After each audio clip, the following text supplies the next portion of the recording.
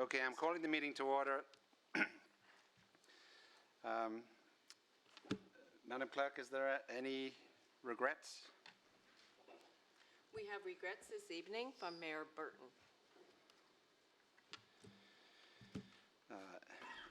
Any members of council, any declarations of pecuniary interest?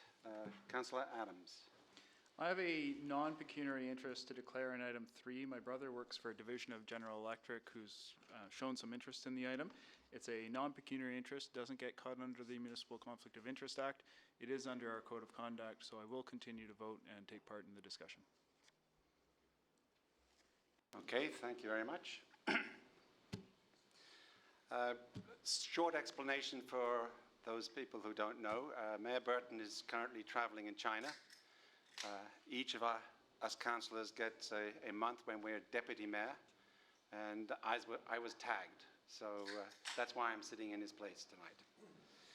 Okay, can we move into a committee of the whole? Do I have Councillor Adams, Councillor Elgar? All in favour?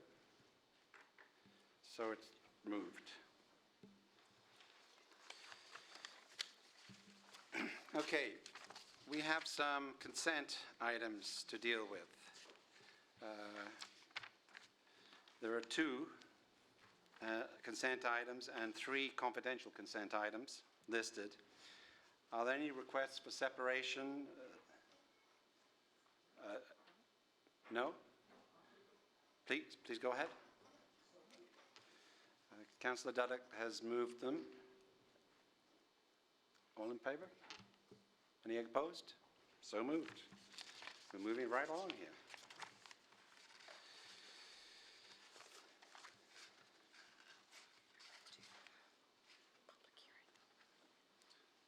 Okay, we're coming to the public hearing section. If a person or public body does not make oral submissions at a public meeting or make a written submission to the town of Oakville in respect of a proposed official plan amendment, zoning bylaw amendment, and or plan or subdivision or condominium, the person or public body is not entitled to appeal the decision of the town of council to the Ontario Municipal Board.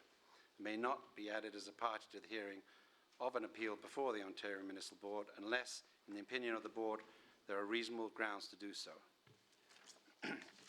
Okay, we're coming into public hearing items there are 2 listed on the agenda this evening. Item number 3, public meeting and recommendation report, zoning by bylaw amendment, First Gulf Corporation, 610 Chapel Road, formerly 514 South Service Road East, Z1611.16, bylaw 2015-070 and bylaw 2015-076. There's a report from Planning Service Department. I take it. Please proceed.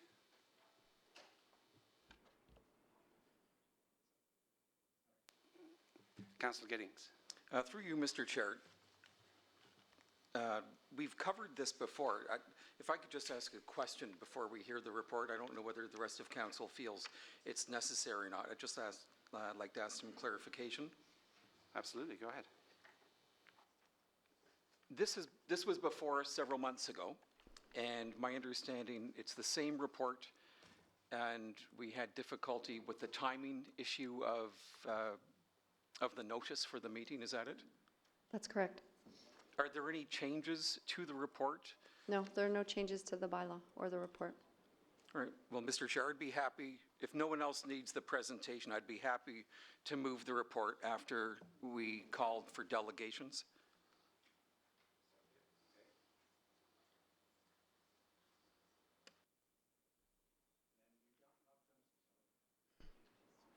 Push the button again. We're not going to need the staff presentation, so I'll call for delegations. David Mallon, President of Trafalgar Chartwell Residents Association, is the first person.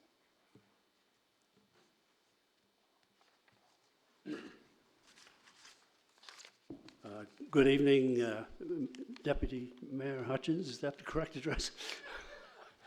Members of Council, thank you once again for the opportunity to address you.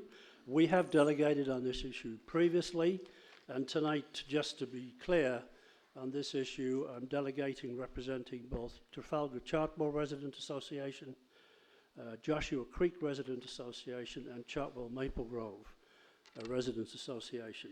They have each asked me to speak on their behalf.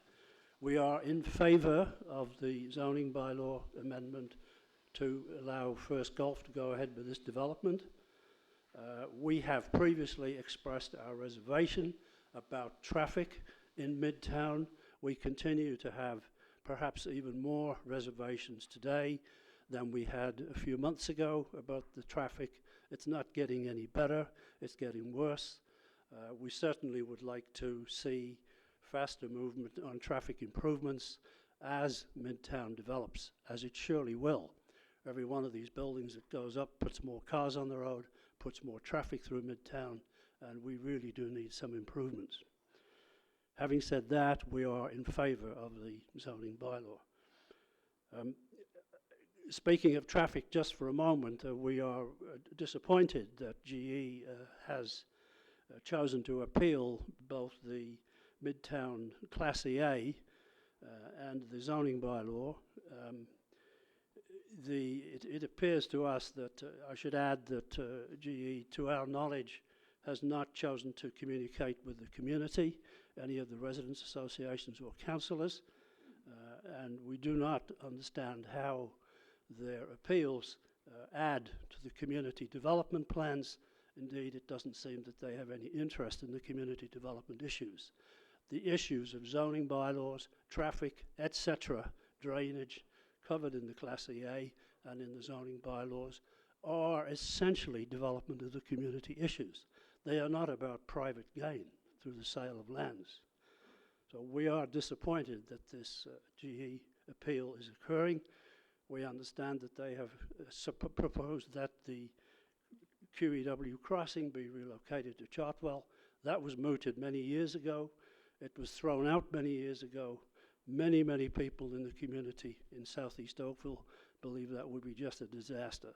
And we don't support that at all. Indeed, were it to proceed any further, there would be very widespread, vociferous and energetic opposition. Going on from that, we would, of course, if GE has some contribution to make to the idea of community development, be it through the Class EA or be it through the zoning bylaw, be willing to listen to them and talk to them. But we have had no such indication at this point. We are concerned that this GE intervention will cause delay.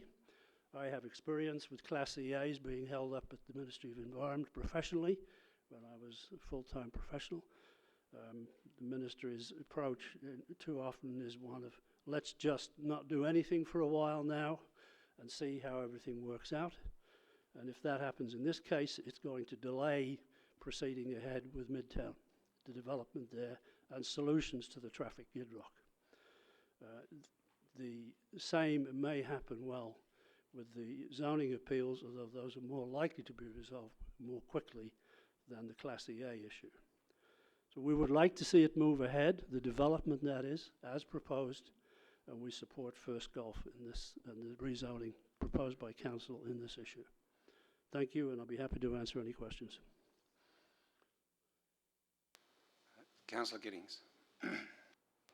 Thanks for coming out again, Mr. Mallon. Appreciate your concerns and for delegating on behalf of the various residents' associations this evening. You mentioned your concerns over traffic, and on page 19 it talked about transit, and are you aware of the arrangement that Oakville Transit came to with the proponents of the building? Through you, Deputy Mayor Hutchins, yes, Councillor, we are aware of it.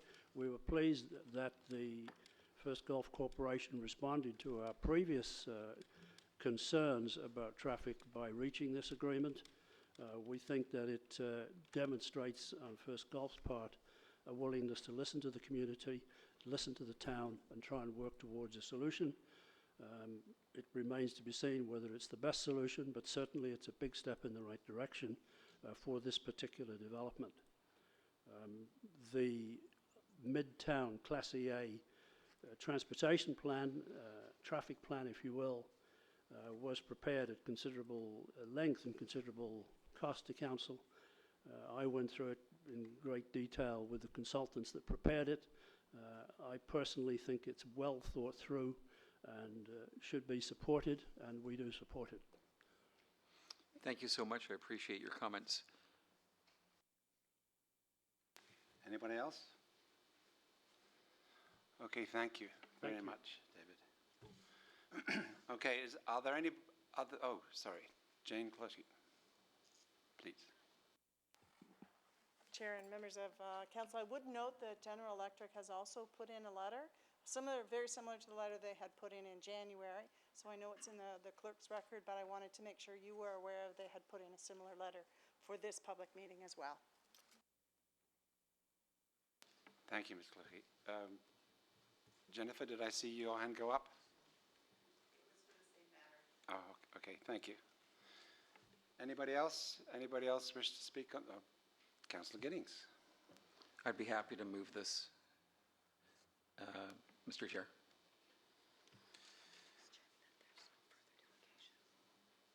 Are there any other further delegations wanting to talk about this?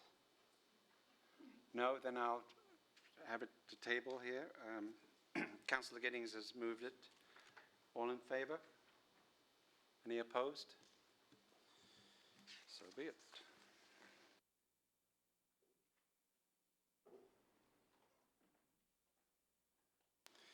The next item on the agenda is public meeting and recommendation report, town-initiated official plan amendment, natural heritage system, partial expansion, 14 Mile Creek Valley, file number 42.24.015, bylaw 2015-069, report from Planning Services Department, June 4th, 2015.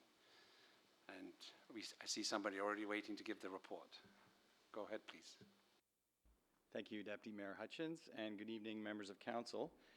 This presentation will provide an overview, excuse me, the town-initiated official plan amendment to partially expand the town's natural heritage system across and along the 14 Mile Creek Valley, and it's item number 4, page 25 of tonight's agenda. Pardon me. So at their meeting of April 8, 2015, Council passed the following resolution to designate publicly owned lands with appropriate natural heritage designations for consideration by the province for inclusion in the Greenbelt Plan. In response to Council's motion, staff have prepared the following official plan amendment. The subject lands are located along the 14 Mile Creek Valley, as you can see on this slide, in green between Upper Middle Road West to the north and the QEW to the south. The subject lands include lands that are publicly owned and designated Regional Natural Heritage System under Halton Region's official plan, and 2 small town-operated parks along the east side of the valley are also included in the subject lands. There are additional lands in the surrounding area, known as the Merton Planning Study Area, that may be considered for inclusion in the Urban River Valley designation under the Greenbelt Plan in the future. These lands include privately owned lands in the Merton Planning Study Area that are subject to resolution through an Ontario Municipal Board process. And there are also additional lands within the Deerfield Golf Course subject to consideration through continuation of the Merton Planning Study as well as discussions with the province.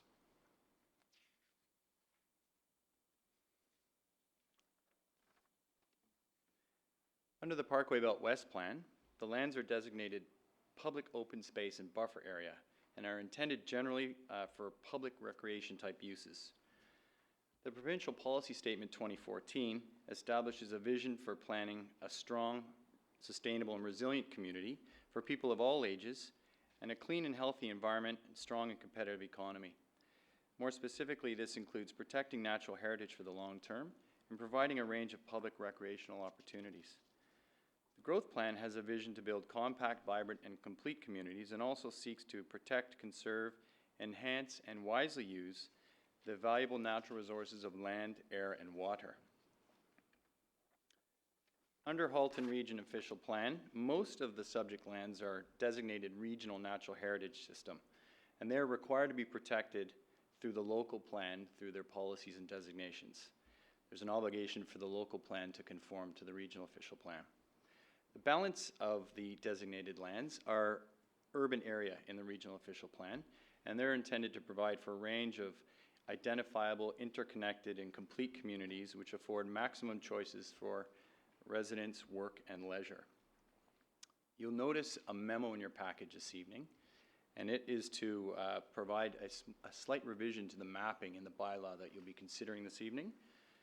And essentially that memo just clarifies some of the mapping. Upon further review, it was identified that lands previously proposed to have been parks and open space in our plan were in fact part of the regional natural heritage system, and so they're therefore revised to be designated as natural area, which is our designation to reflect natural heritage. So the subject lands are currently designated Parkway Belt West in the Livable Oakville Plan. So that's a provincial plan that governs these lands. The proposed official plan amendment will redesignate the publicly owned lands, publicly owned natural heritage lands as identified in the regional OP as natural area. The lands which are currently used as town parkland are proposed to be designated as parks and open space. So this is what the Schedule H will look like when it's adopted into the official plan. I'm going to break it down on the next slide in a little bit more detail just so you can see what's happening. Our natural area designation, so this is actually the existing schedule from the official plan showing Parkway Belt West in green. And these are the subject lands of tonight's official plan amendment. The natural area designation, as you can see, is the majority of the lands along the valley. And you might see it in your reports in better detail or on the screen. It's not showing very well on my screen, but essentially the majority of the lands are designated natural area, which is our designation in Livable Oakville to protect woodlands, valley lands, wetlands, and other natural features, habitat corridors, and linkages.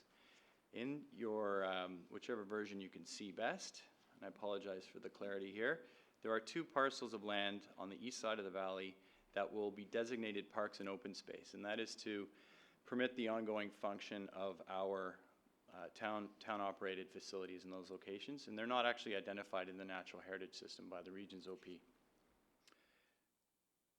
Finally, this amendment will actually bring in a new form of mapping for Livable Oakville Plan, and that's to indicate the Parkway Belt West Plan as an overlay to our designations. And that's just to say that, which is an approach consistent with the region's official plan, but it's to say that the governing plan, until such time that it's revoked, remains a Parkway Belt West Plan. When that plan comes off, then our underlying policies are there. Now that these lands are appropriately designated in the Livable Oakville Plan, it makes them eligible for incorporation into the province's Greenbelt Plan. So the Greenbelt Plan has a designation called Urban River Valley, and it refers to local plans and policies. So that's what we've done here tonight by putting in natural area and parks and open space. To conclude, the proposed amendment is appropriate because it conforms with the Parkway Belt West Plan, conforms with the growth plan, is consistent with the Provincial Policy Statement 2014, it conforms with the Halton Region Official Plan, and it applies land use designations and policies described in the Livable Oakville Plan. Until such time that the Parkway Belt Plan is removed from these lands, the Parkway Belt West Plan shall continue to govern these lands. In conclusion, finally, in terms of next steps, staff will ensure that the region is informed of this work tonight and that the province continues to be aware of Council's request to include these lands in the Greenbelt Plan as part of the coordinated provincial review. And this is the recommendation before you this evening. I'd be happy to answer any questions.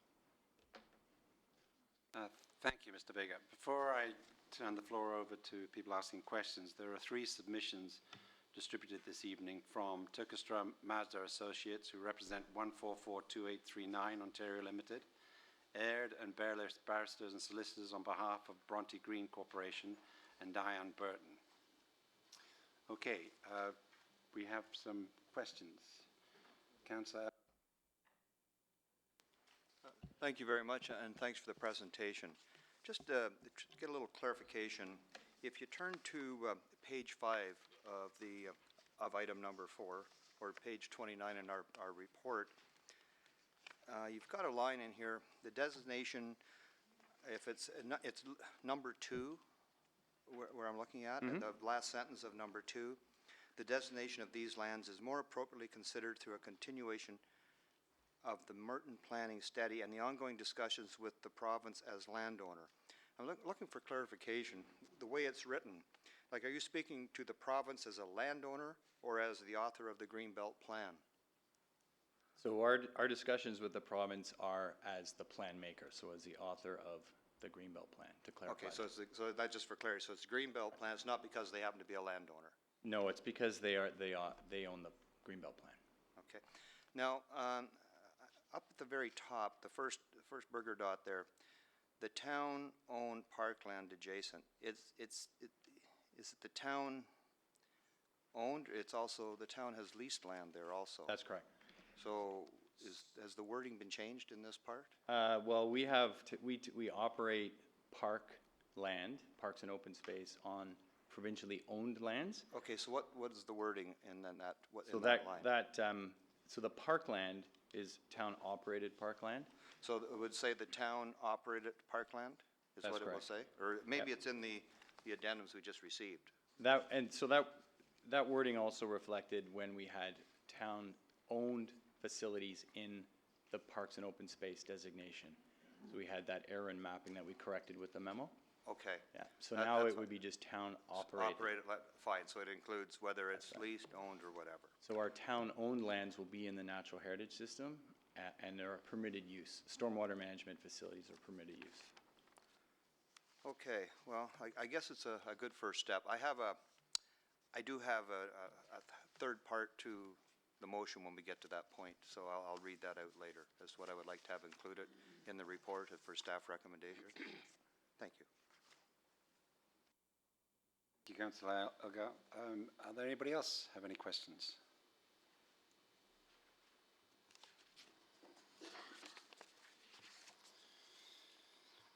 Madam Clerk, do we have any registered delegations to speak on this item, please?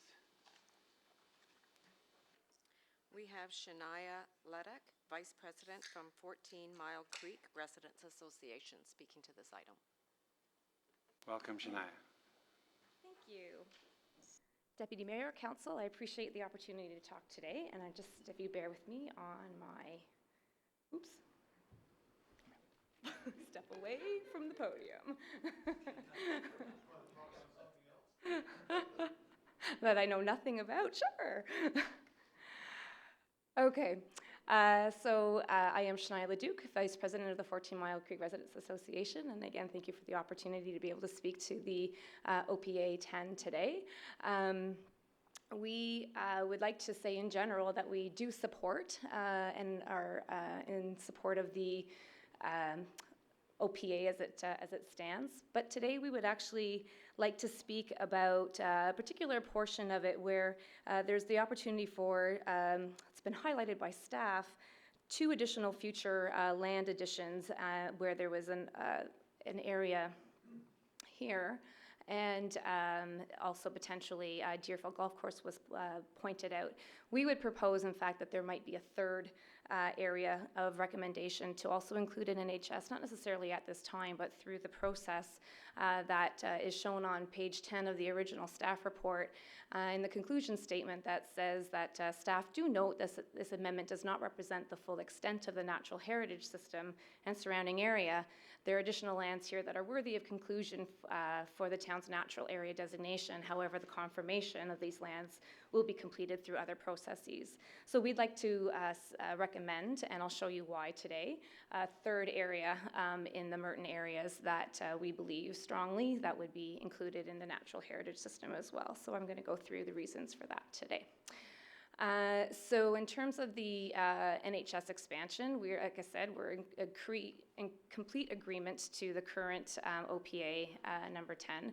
But in particular, we would like to put focus onto this area of provincially owned lands leased to the town and managed by the town. And in the proposed Greenbelt area that is included as one of the figures in the OPA, that's what that looks like, just in case you need reference to maps in front of you. And in terms of the province, they refer to it as Parcel 3-2. Again, this is an area that is publicly owned by the province, managed by the town. Right now has been designated as public open parks and space by the region, and we would say that this is actually a very active habitat corridor, and as a natural corridor of the 14-mile creek lands, valley lands, and that we would like to see through that additional process that we could include this as natural heritage in the future. So if we look at it in terms of real-life image on a Google map, this is what it looked like when Google Earth took the image. And we would actually say that this is not an updated picture of this.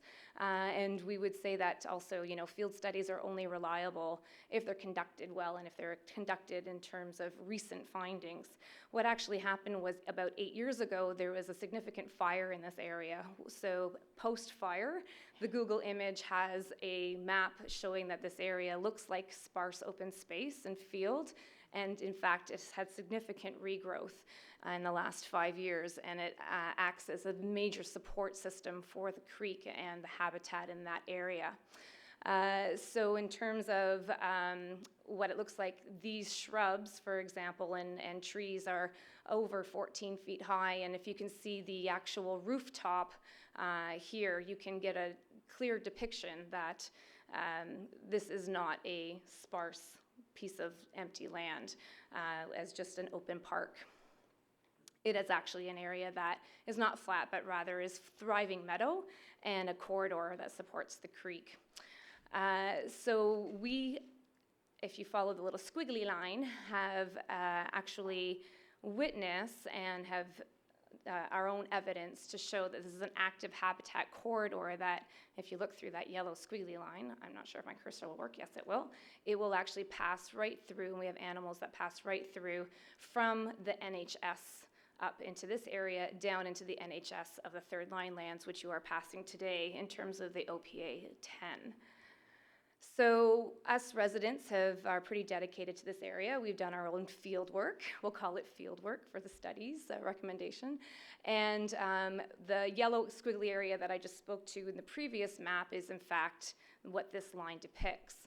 And what we have seen, and this has just been in the last 12 months, we've seen deer clearly use this as corridor down to third line lands. And not only that, but you can see from the tracks that that's not a single isolated incident. They've actually used this area on multiple times in this particular season. And we also have the deer come right to our fence line to forage for food, which is actually a natural portion and needed so that they don't deplete the creek lands, the actual creek area through the winter, so that it can regenerate properly in the spring. And it is actually part of this natural meadow area for them to come out this way in the winter to be able to support the creek revitalization through the spring, and as well, of course, feed themselves through the winter. And anybody who has houses along this line will have proof that their shrubs are completely depleted because it was a very difficult winter for them. Despite that, it's incredible what they've been able to manage and survive, and I'll show that picture in a moment. We also have a coyote's den that is around here. For 4 years, we've had a coyote habitually have her den there and lay her pups there. And as everybody along this area can attest to, from November to February, we hear them howling every night from 11:30 at night till about 3 in the morning. And we especially know when she's brought home food, they get very loud and active. So we can tell you for sure that that is an area that the coyotes use, and we actually call this the coyote highway, because then their pups learn through the winter how to forage through this meadow to be able to fend for themselves. There's now been a brand new sightings of the longhorned owls that have come in the last 2 years. They were actually out of this area for the last 7, and I'm just going to put a little parking note to that. I will come back to the owls in a few slides. So in terms of our residents' field work then of this area, And we go down to, again, that area that we depicted them as using this as a corridor, coming down in then from our area down, or so the area behind Braes Lane into the Third Line lands. Here's in fact a deer that was birthed, a fawn that was seen on the May long weekend that is birthed in the Third Line lands. And we do know that this is a habitual birthing area for deer. And then what they will do is have their fawns, and then by June they will come back up through this corridor and back into the major forest part through the summer. So back to the owls, if I can, now that we're into the spring and we've advanced a bit into 2 seasons. This is the area in which they nest. Here are the two. This is the pair that have decided to stay as residents, and we like to represent them as our residents.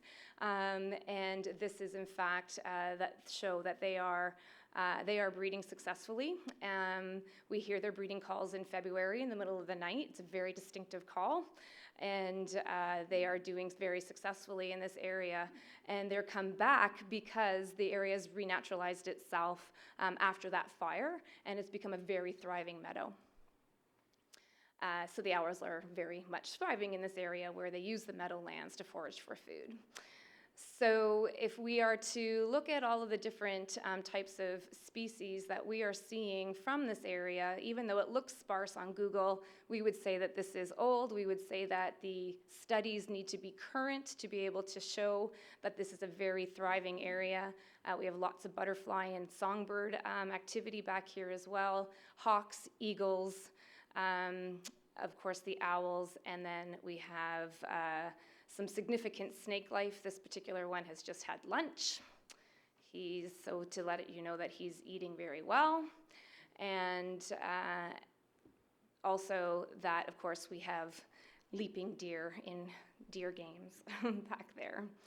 So with our evidence, and in fact we have additional evidence from local science experts that demonstrate this area as a natural corridor of the 14 Mile Creek in the Valley lands, our RA, the 14 Mile Creek Residents Association, strongly recommend proceeding with the next steps that are within the other processes as listed in the conclusion area of the town staff report to, in fact, in the future, change this land as a third option, including the ones that have been depicted or have been highlighted, but change this, in fact, from public open park to NHS. Thank you. Any questions? Thank you very much, Shania. That was very interesting, and you've obviously done your work there. Are there any members? Oh, Councillor Elgar.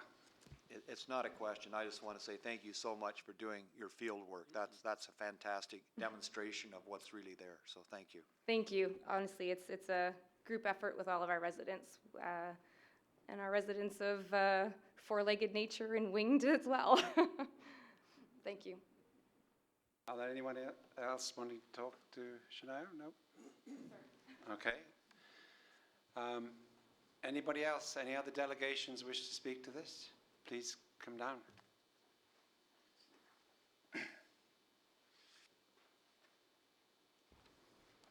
Good evening. My name is Karen Brock, and tonight I'm representing Oakville Green Conservation Association. Oakville Green supports the incorporation of the NHAS designations of public lands along the 14 Mile Creek Valley into the Livable Oakville Plan. Oakville Green and its members strongly support the preservation of the Greenbelt during the current 2015 review. The Greenbelt has been a successful model in keeping Southern Ontario healthy for the past 10 years. Let's improve on this life support system. We applaud the town's plan for the expansion of the Greenbelt. Not all municipalities do this. And certainly the opportunity is ripe, so it's a good time to do this. Over the past 2 years, Oakville Green has met and discussed this issue with residents' associations, with members of the public, with our members, and with technical experts. All have supported the preservation and the expansion of the Greenbelt. By expanding the Greenbelt to include the 14 Mile Creek Valley under the Urban River Valley designation, we're connecting the Greenbelt area, so about 2 million acres, to the Great Lakes as well as connecting to other natural areas in southern Ontario. We're protecting natural and water features, which seems pretty obvious. And we're providing a gateway to the rural landscape of the Greenbelt. We're providing recreation opportunities in natural settings within a rapidly growing urban area. Preserving and expanding the Greenbelt is about planning for the future, and I think many of you heard Faisal Mullah speak about the Greenbelt, and if our generation is going to have an impact, this is going to be it. This is going to be preserving the Greenbelt and the remaining green spaces for future generations. There are additional lands, as quoted by the town, that are worthy of consideration for inclusion in the town's natural area designation, and Oakville Green supports further expansion of the Greenbelt in order to create a resilient landscape that can adapt to climate change. Oakville Green supports and the proposed amendment of Oakville's official plan. Thank you. Thank you, Karen. Appreciate it very much. Are there any members here who would like to talk? Speak to Karen about on this issue? I won't be offended. All right, thanks. No, well, I don't see anybody. Are there any other delegations, please, to talk on this issue? Please come forward and let us have your name, please.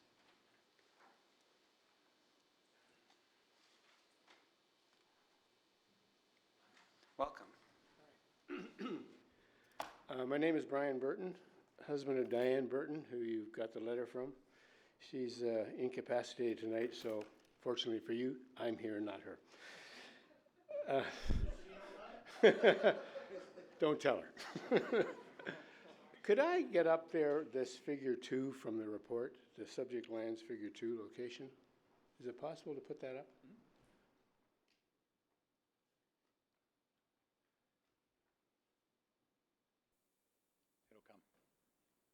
Okay, it's hard to see from this drawing, but if you look in there, there's a little chunk of 2.5 acres that is officially 1094 third line, that one right there.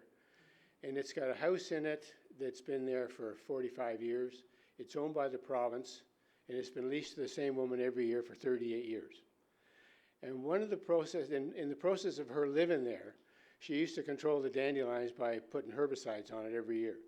And then about 15 years ago, she got a very stern letter from the province saying, this land is officially ESA, environmentally sensitive land, and you can no longer put herbicides on it, or else, the usual threats that you get from the government.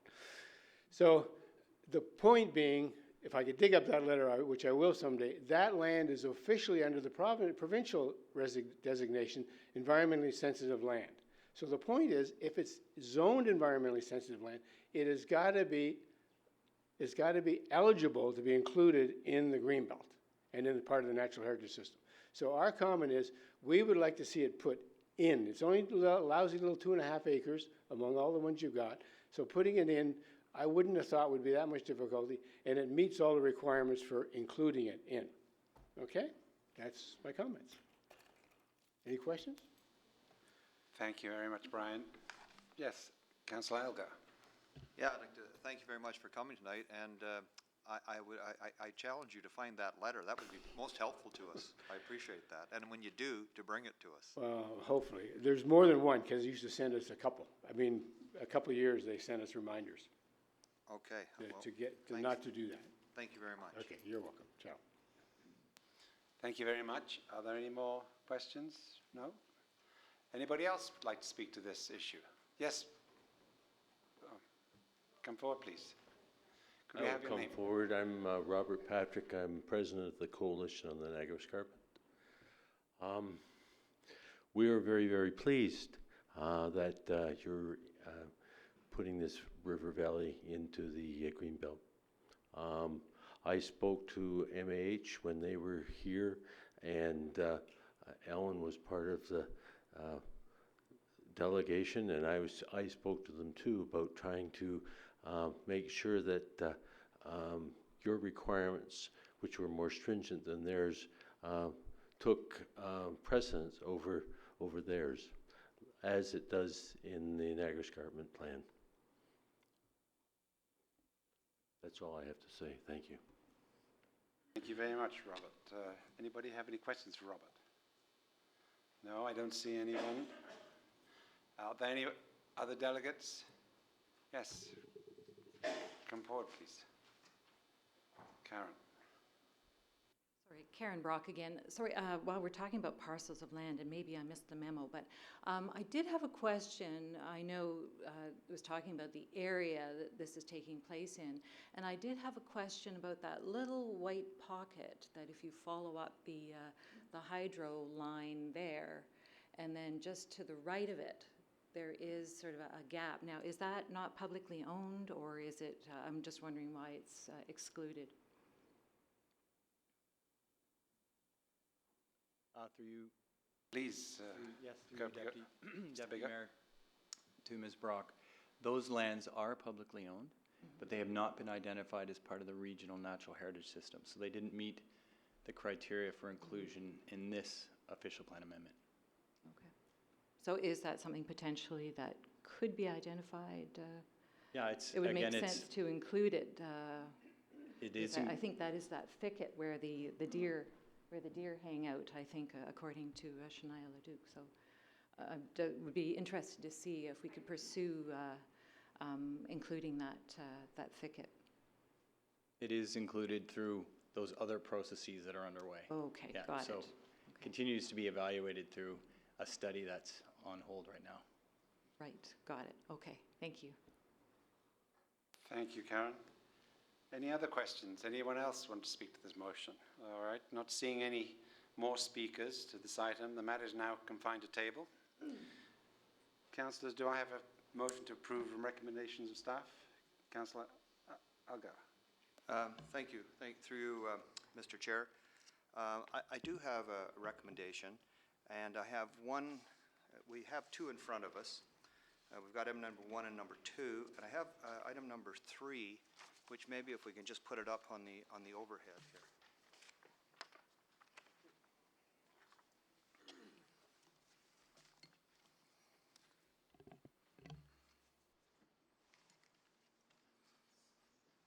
Maybe make it just a bit bigger.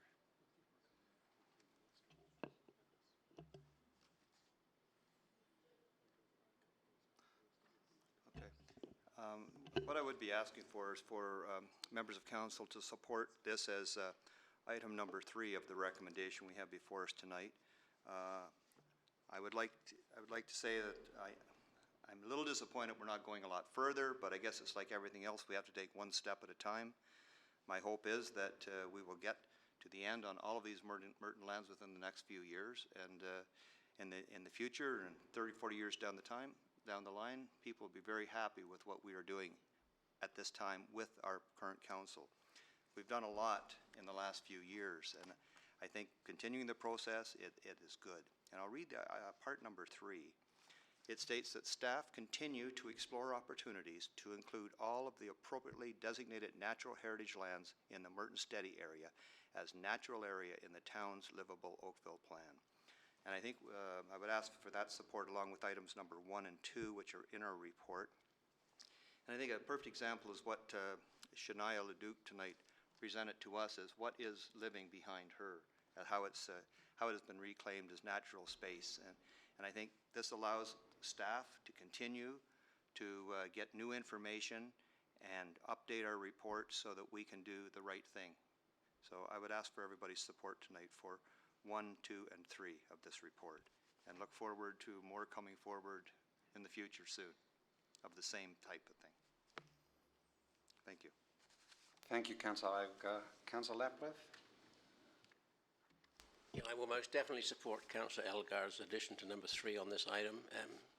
It's a very, very passionate thing for us here in Ward 4, and every single piece that we can do to advance the completion to our total satisfaction will be for the benefit of everybody, in our town. And I would ask my council colleagues to support it also. Thank you.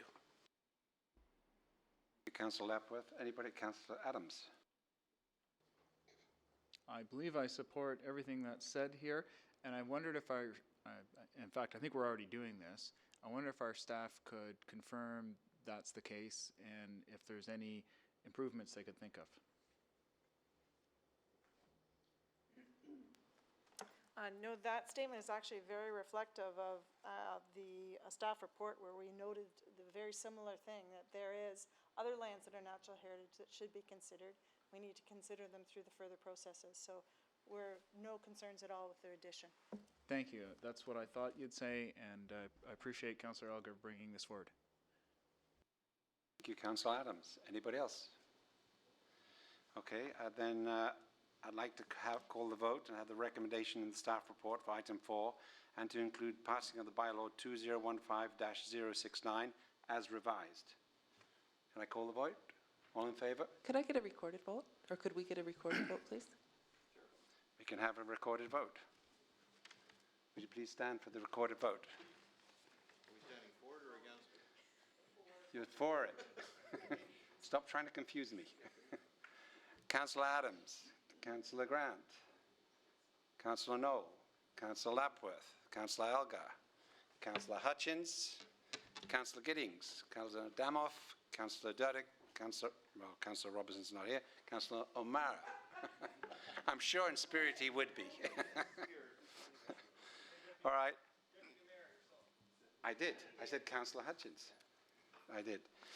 Okay, so as I guess that's passed then. All carried. Next, we come to discussion items. Number 5, 42 Lakeshore Road West update. Report from Planning and Service Department, May 25th, 2015. We have Susan Shepherd.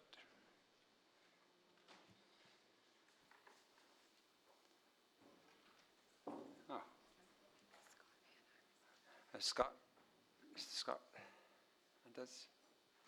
You're doing the presentation? Yes, then? thank you, Mr. Deputy Mayor and members of council. I'm here this evening along with Sue Shepard to provide a report and update on 42 Lakeshore Road West, and specifically the magnolia tree that you see on the left and the heritage residence that you see on the right. The property in question is located at the southwest corner of Lakeshore Road West in Chisholm. And back in earlier this year in February, Council provided a request of staff to look at the health of the magnolia tree and the condition of the house and report back to Council on both those items, and including implications for the existing heritage designation on the property. And that leads to the next piece of fact, which is, in fact, the property is designated under Part 4 of the Ontario Heritage Act, and this was passed back in 2009 when the property was also subject to a site-specific zoning application. At this point in time, the designation includes both the magnolia tree and the historic residence. So looking at when the request was made back in February, we thought from a staff perspective the best time to go out and at least assess the magnolia tree was during the spring, when it would start to get its blossoms and foliage. So staff has actually gone out and done 3 inspections, noted on the slide. First two were in May to look at the blossoms and the foliage on a 14th and the 20th. And then we were also given permission by the owner's agent to go on site and specifically take a closer look at the tree in June. So I'll be showing a few photos. This was part of our site visit in May, and we looked at that time both the historic residence and the tree. To be fair, the residence is not in the greatest of shape, but it is secure, and it is still, from a staff perspective, certainly restorable. We did bring to the attention of the applicant's agent that was on the site during our visits that there was some work required of a repair nature, and I'll go over that in a second, but it's mostly related to some of the eaves and soffit work on the site. The tree itself, we were looking for the blossoms in early May, and as you can see from the photos, the spring blossoms this year were minimal. We also, a week later, came back to check on the blossoms, which were a little more at the time, and we were looking at that time of the foliage. I should mention also that I wasn't on the site of any one of these visits, but Sue was, so if there are any questions about the site inspections, she can certainly assist. And then more recently, in June, being allowed to get closer to the tree, we noticed, unfortunately, an infection, a bit of a borer that had infected itself in some of the limbs. So that was also a bit of a concern. And there's some other photos of that, infection that was occurring at that time. So where do we stand? From a staff perspective, the historic house again is in poor but very stable condition. It's been boarded up. Property owner has been requested to secure the eaves, and I believe that work, from what our understanding is, they have no objection to doing that, and we will be constantly monitoring that. And the building is still considered to be very much restorable. In my short time here in Oakville over the last 4 years, we've certainly seen buildings that are in poorer shape restored to glory. The Glendella and its buildings down in Brawny is a good example of that.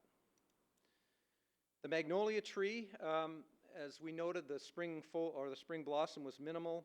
There was reduced foliage cover and partial crown mortality, probably in the order of about 40 to 50%, according to Tony Molnar, who is our tree specialist. Our recent inspection indicated a bit of an infection and a borer on some of the supporting members of the tree. And obviously then the health and structural integrity is compromised. But from a staff perspective, we do not see any reason at this point in time to do anything with the heritage designations. There are obviously options that the owner can take as far as providing further assessments or even applying for heritage permits to do work on the site, and ball's in their court.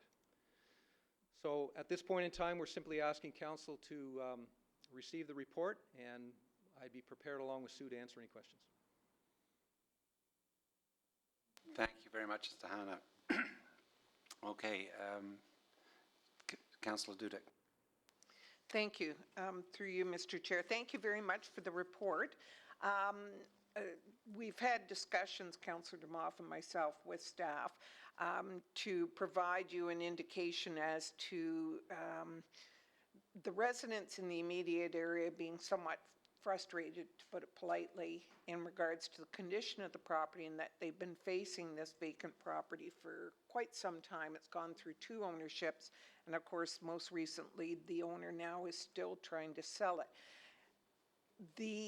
I guess what we're trying to ascertain is if there was a willing buyer, we have no control over that, but if there was a willing buyer, then the expectation would be that they would provide us with an up-to-date report in terms of the health of the tree, and a decision would be made then in terms of whether or not it's deemed, I don't want to say salvageable, but maintained, or whether or not it should be removed from the heritage designation, because at the present time the tree is also associated with the house, and they, even though they're separate entities, they are tied together.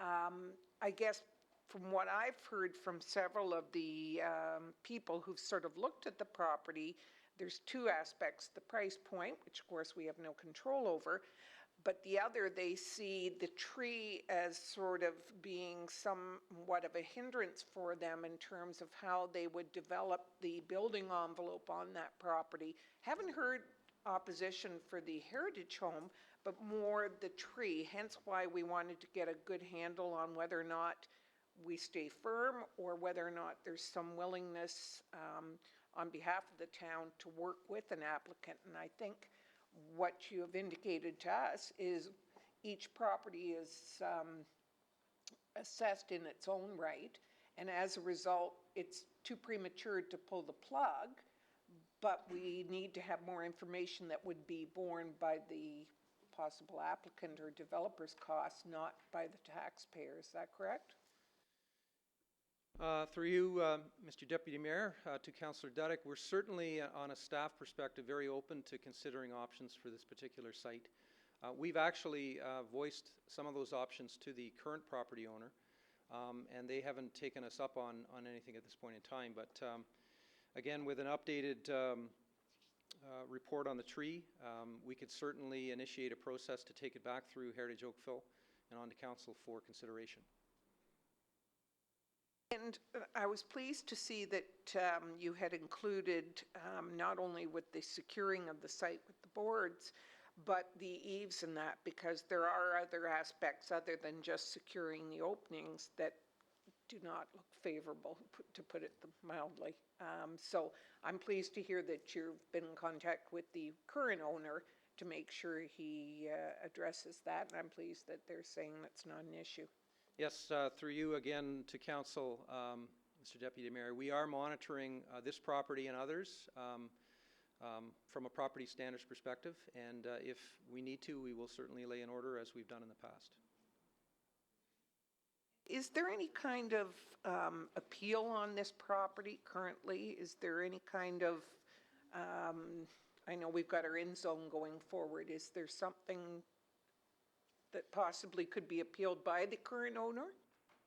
Currently, through you again, Deputy Mayor, to Council, there is an appeal to our in-zone bylaw affecting this particular property. And of an interesting note, the restoration of the house and the maintenance of the tree is actually tied to the bonusing that currently exists on the property. So, but we do have that outstanding appeal. And the bonusing relates to the height increase? Correct. Okay, just to clarify. Thank you. Thank you very much. Anybody else want to speak on this? Are there any members? Oh, Councillor O'Meara. I'm sorry, Councillor O'Meara. It's okay, no problem. You didn't put your hand up fast enough when I looked that way. Fair enough. Please proceed.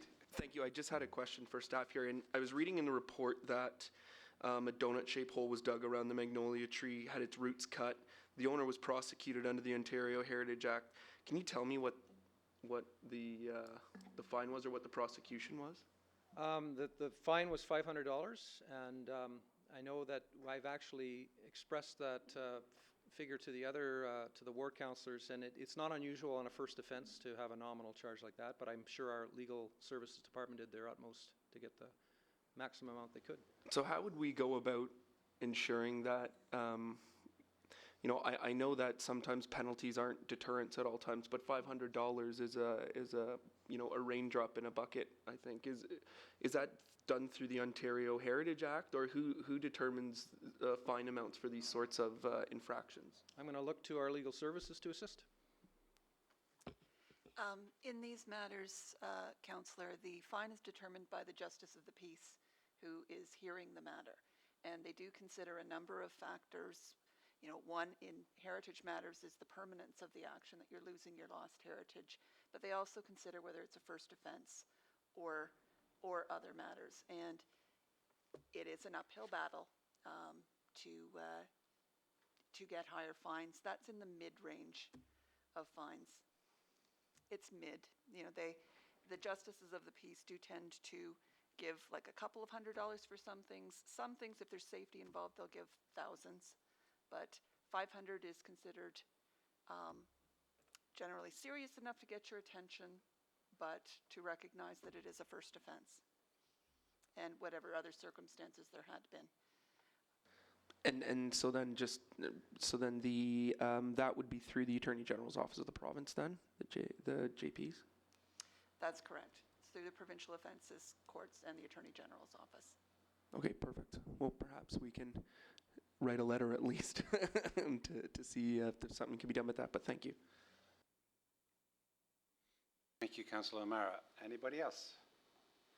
I was going to go out to the members of the public right now. I was wanting to make sure I hadn't missed somebody else, that's all. Yes, please, come down and please have your name for the record. My name is Peter Jackson. I live at 85 Chisholm. I'm almost 20 years there now, and I've been looking at the magnolia tree for a while, and the home. And before that, Pizza used to be on the south shore, and now it's on the north side of the lake shore. As residents there, we find it very difficult, and I'm not a professional at looking at designations on houses or trees. When we were told that this was designated, we were told the tree was in its last years of life. The only reason that it still existed is it was connected to a water source directly below. And we know that in our area we have lots of underground streams. The house itself was a cat house. Now, you might say, what terminology is that? There was between 15 and 20 cats living there for at least 10 years. The place was, we had workmen go in, and they were physically sick in having to work on the place. Now, I presume all that stuff can be cleaned up. I'm not an expert on cleaning up stuff, but I find it difficult to understand the designations of a tree that it's at the end of life and a home or a house that, from our understanding, is terrible on the inside. And while the important thing is apparently the porch, that porch requires a designation.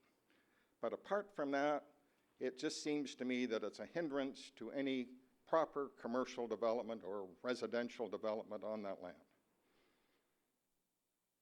That's all I have to say.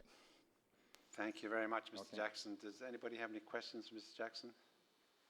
Yes, oh, Councillor Duddick. No, I'm Demoff. Sorry. That's okay. We're interchangeable. Actually, it was for staff. I wonder if you could maybe provide some clarity on the designation and also whether or not we're designating based on interior or exterior of the house, and how maybe Susan could just give some background on the designation and how it was done in the first place. Again, through Mr. Deputy Mayor to Councillor Delmoff, I can start, and I'm sure Sue will help out, but I can clarify that the designation of the house does not affect anything on the inside of the residence, and we fully expect that when this building is restored, the exterior, that someone will gut the interior and put it to good use, either as a residence or a commercial building. History of the designation bylaw itself, I think Sue might even have it. So.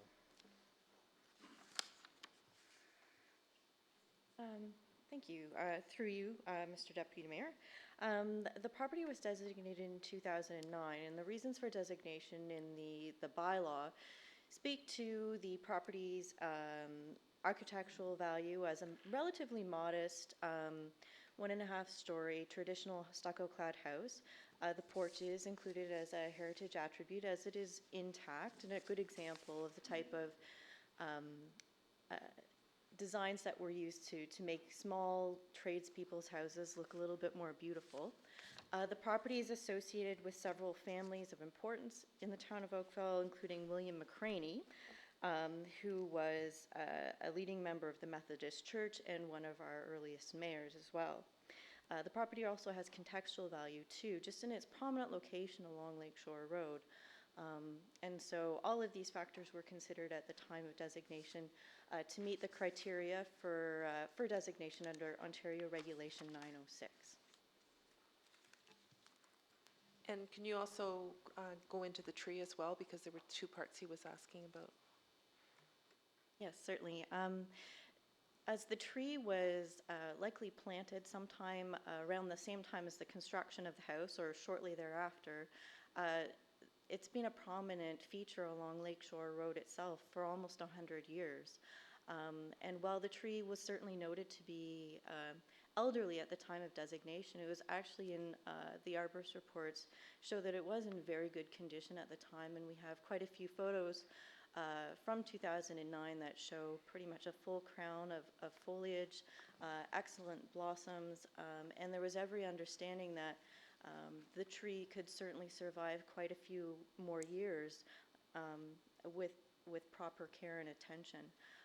But really the historic value of each, the tree and the house, they have their own innate value, but they're also very much tied together through the development of the area.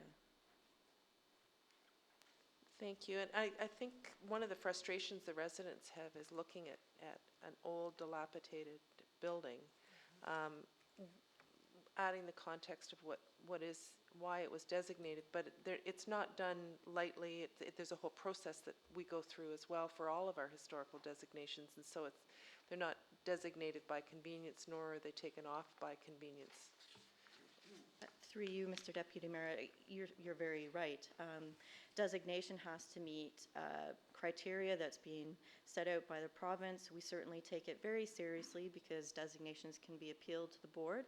At the time this property was designated, it was actually very much supported by the property owner at that time, who was also interested in developing the land as well. So it certainly wasn't designated on the understanding that the site would remain exactly the way that it is. There was always the intention of change happening, but the designation was put in place to help us manage change and make sure that the heritage resources that were considered important were maintained while allowing for new things to happen on the property.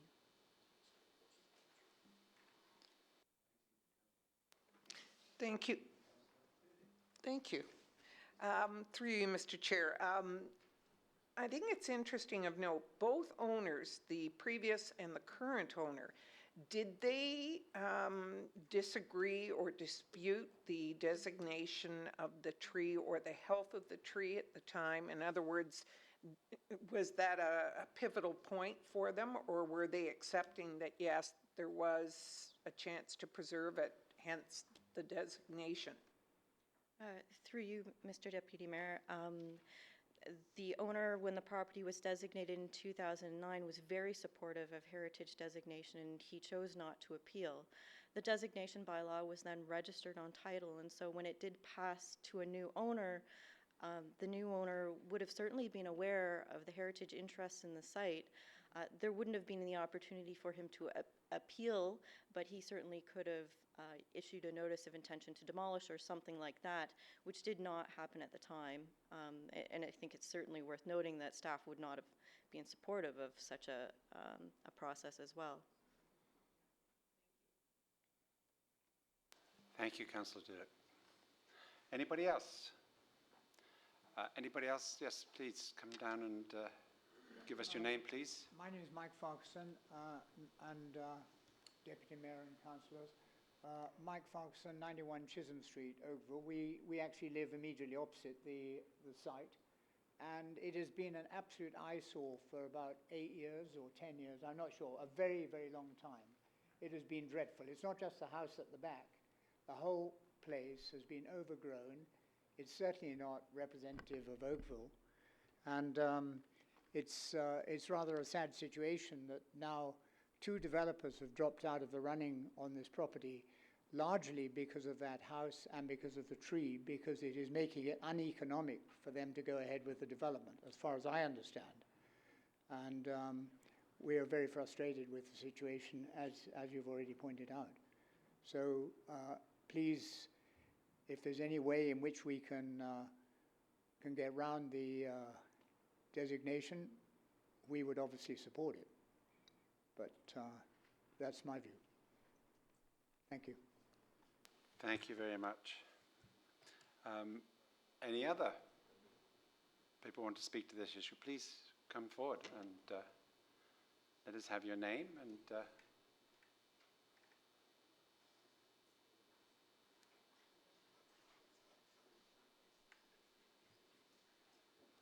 I'm Barb Croucher, and we live at 59 Chisholm Street. excuse me, Barbara Croucher. Croucher, okay. And it is a designated home, so I'm well aware of the designations and what happens with historical properties. Our home, it's the house that's designated, therefore that's the whole exterior, but what we do inside is completely up to us. If we want to gut it and live in the shell, we could do that. I guess my biggest question, and because we have been in the neighborhood for 44 years, we really are interested in preserving trees and preserving the historical aspect of the neighborhood. Is it the current owner who was charged under the Heritage Act? Okay, and to save this tree, you would need an arborist to come in and do a lot of work on this tree. Is that correct?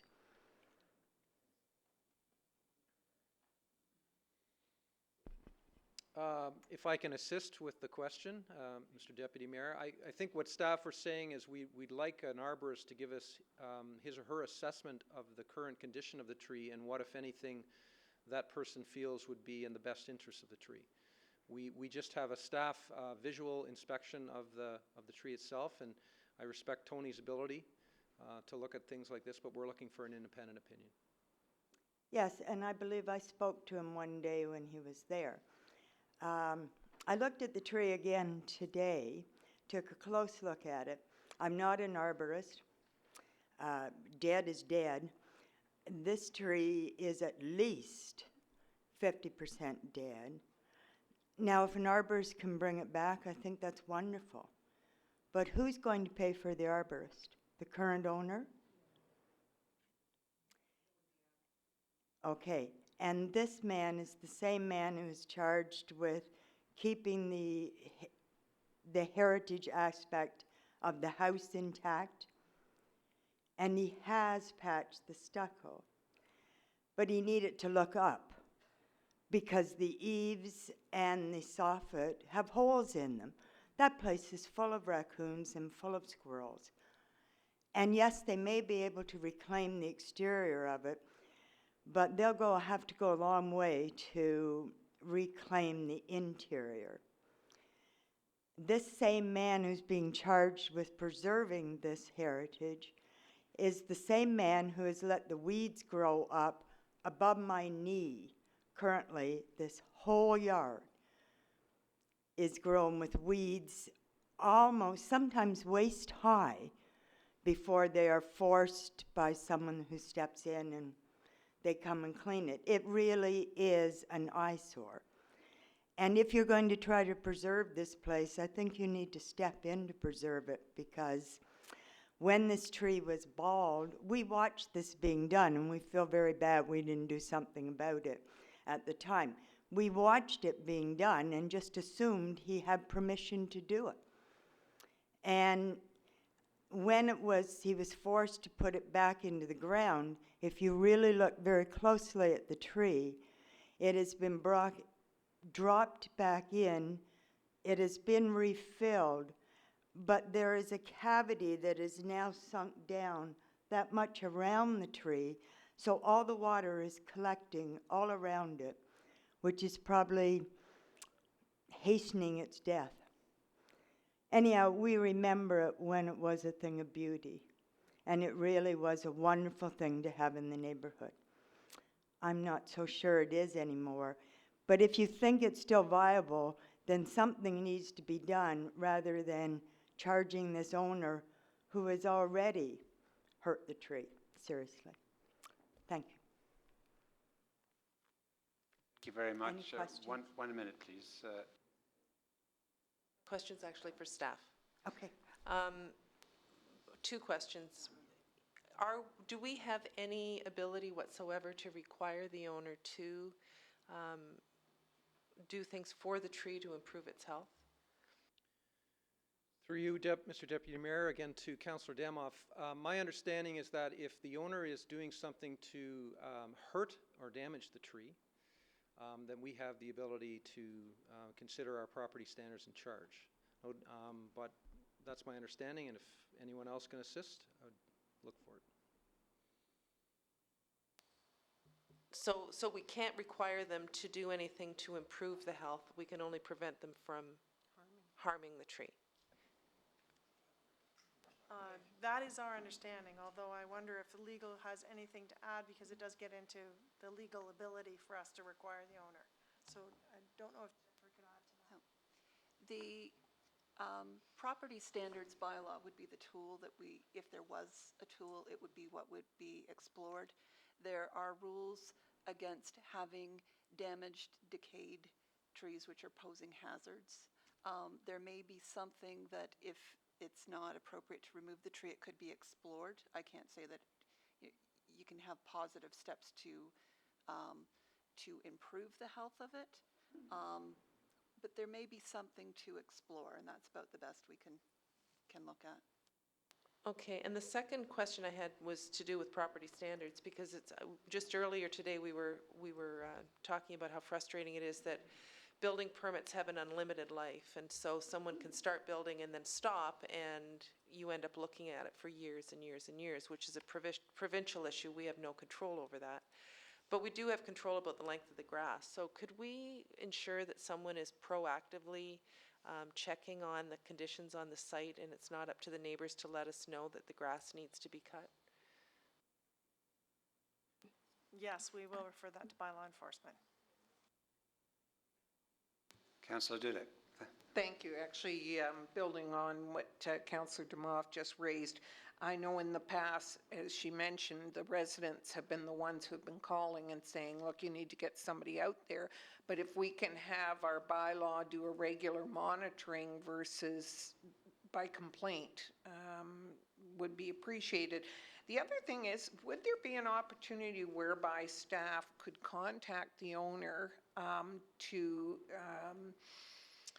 inquire whether or not he would be willing to get an arborist report or some sort of work to be done on the tree? I would think it would be in his best interest, given that he's trying to sell the property, to have some sort of clarity what is needed to maintain it, or, you know, conversely.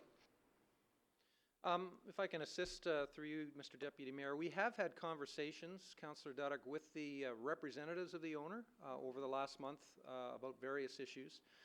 That was not raised, so I certainly have no problems with trying again.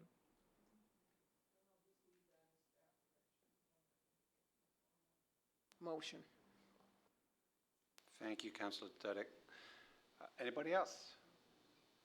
Anybody else from the public wish to speak to this issue? Okay, then seeing no other speakers, I'll confine to table. Do I have a motion to approve the recommendation in the staff report for item 5? Who would like to move? It's not necessarily approving its receipt of the report, but just to assure the residents in the area that we will continue to monitor the situation in regards to both the tree and the house, given that Mr. Hanna has indicated that work is going to be done on the soffits. And from a property standards point of view, we will be raising with bylaw. I know when there are raccoons, squirrels, whatever, we've had similar situations with some heritage properties that once they have a point of entry, they create havoc. And I know that's also been an issue we've been raising with the one at the corner of Kerr Street and Lakeshore, which also is property standards concern. So we'll follow up on both of those. Do any other members wish to speak to the motion? Yes. Councillor O'Mara. So I'm just wondering if this might be the appropriate form, then perhaps our CAO or Mr. Carr might as well write a letter to the Attorney General of the province of Ontario, just maybe expressing our dissatisfaction with the $500 fine for ruining a tree that's over 100 years old. I'm not sure what the wording is, but perhaps they can come up with something creative and do that on behalf of the town of Oakville. Councillor O'Mara, do you want to put that in a motion?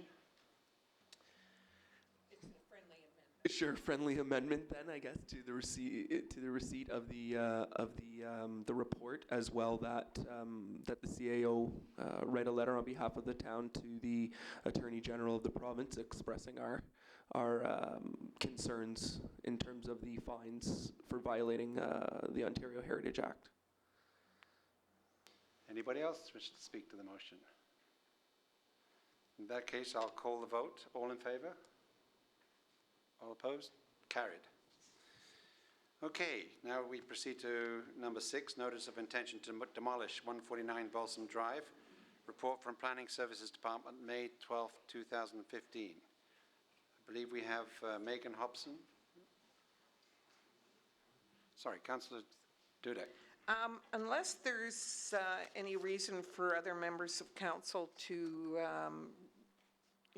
ask questions, we discussed this at length, hence the recommendation that came out of the Heritage Report, and that we wanted to have it dealt with by council today, so I guess they do need some sort of a report.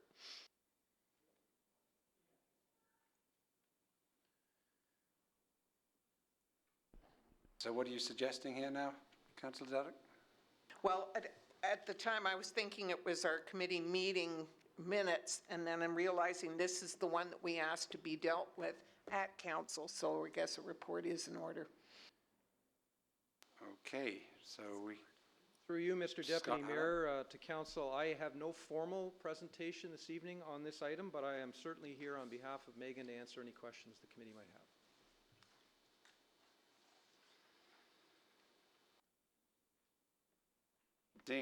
Seeing none, then I'm looking for a motion for this. Councillor Duddick? I'd be pleased to give you a motion to have it removed from the Oakville Register of Properties of Cultural Heritage Value or Interest. Any discussion? All in favour?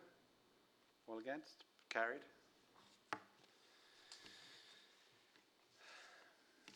Advisory committee minutes. There's one set of advisory committee minutes.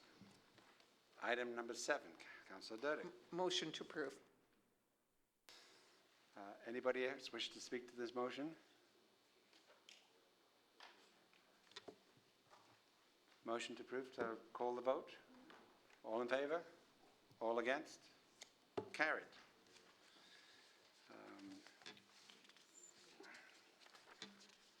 We need to move into closed session.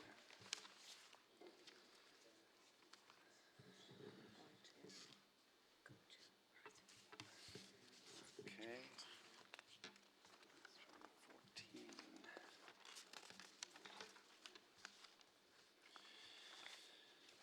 14. Okay, I rise and report.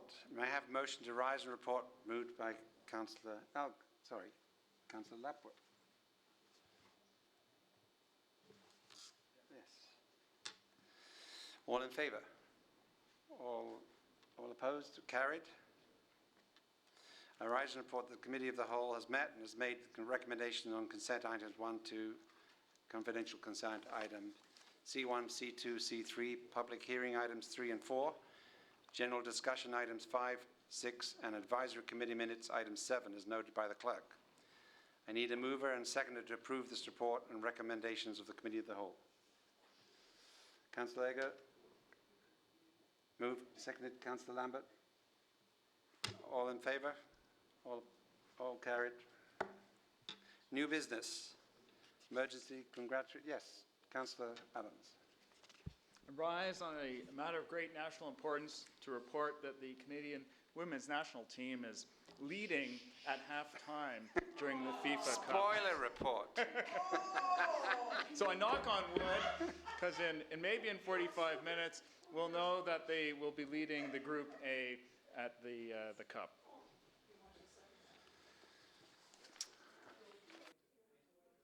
Thank you, Councillor Adams. Okay, new business. Does any member have any new business items? No. Seeing none, we'll move the bylaws. May I have a motion to approve the bylaws by number only as listed in your agenda package for this evening? 2015-057, 2015-69 as revised, 2015-070, 2015-076, 2015-077. And can I have it moved by Councillor Lamford, seconded by Councillor Damba? All in favour? Any against? Carried. And I guess that's the end for this evening. And that was a really bad spoiler alert, I have to say, Councillor Adams. So you adjourn the meeting. So you adjourn the meeting. How we adjourn the meeting?